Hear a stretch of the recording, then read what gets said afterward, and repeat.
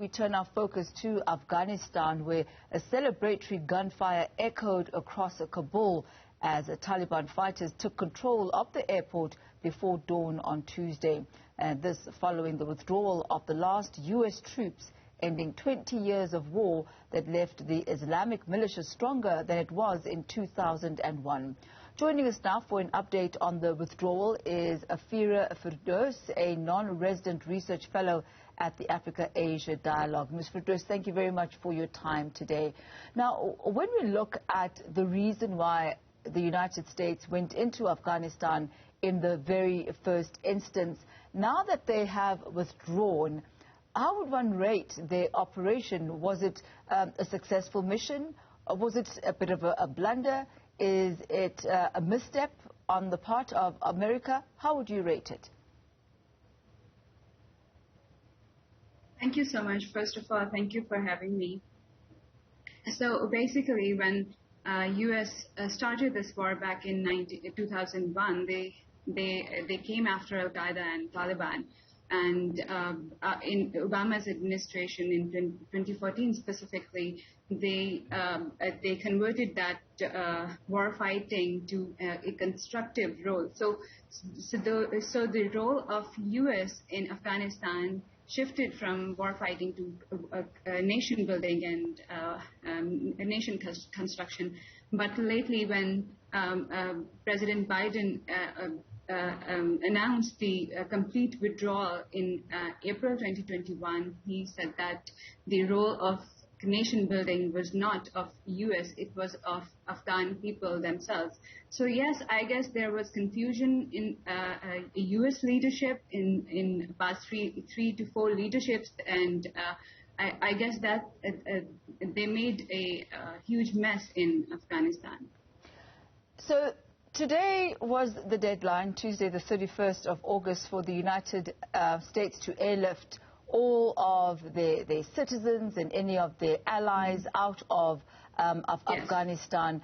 Now that that final flight has left, we saw a little bit earlier on images throughout the media of celebrations taking place of the last flight leaving Kabul airport. What then for those who have been left behind, who wanted to actually leave Afghanistan? Will there be other opportunities for them to do so? I guess the most important thing to remember here is that for the last 20 years, majorly U.S. and international community were providing the food, medical, and financial assistance to Afghanistan. And currently, there is no governance system in place in Afghanistan. Yes, so there is a potential, there is a possibility of humanitarian crisis who are left back in Afghanistan. There is lack of food supplies. There is reported droughts in some parts of Afghanistan. So if the issue of food supplies and medical supplies is not addressed properly, the situation could go worse from now in upcoming few months. Pakistan is already assisting WHO and World Food Program with their supplies and airlifting those international supplies to different parts of Afghanistan. But the number of supplies is not enough currently. So how to solve this issue? I assume the first thing is that how quick the Taliban make any decision on government. But again, there is a big question mark on the resources left to them, available to them basically in Afghanistan. Recently, U.S. has frozen $9.5 billion that was financial reserve in Central Bank of Afghanistan. Also, IMF froze some part of the aid that was already pledged to Afghanistan for year 2021.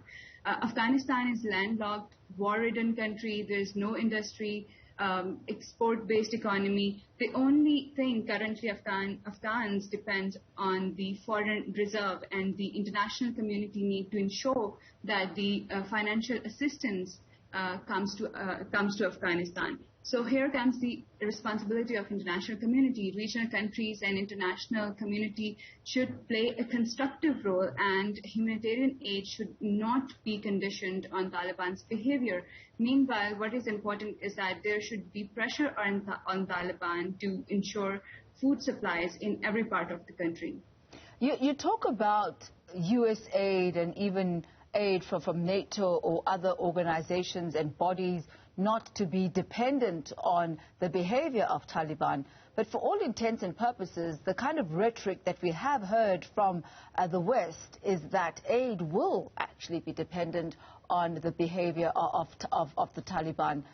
Your thoughts and comments on that. Is the Taliban willing to toe the line for the likes of America, or are they really wanting to create their own state and to rule Afghanistan in a way that they believe it ought to be ruled according to Islamic law as they interpret and understand it? So at present, Taliban have instated an interim council to look after the affairs of governance, but there is no properly announced governance system yet. And on the other hand, National Coordination Council, headed by former President of Afghanistan, Hamid Karzai, and former executive Abdullah, is negotiating with different leaders of Taliban.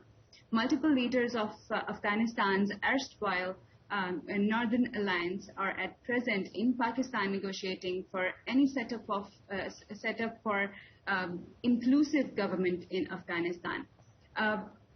For last few days or last few weeks, Taliban have propagating that they have been changed for what they were in 1990s, and they pledge to protect and preserve the fundamental rights and liberties and women's rights, ethnic and religious minority rights, and girls' education, etc.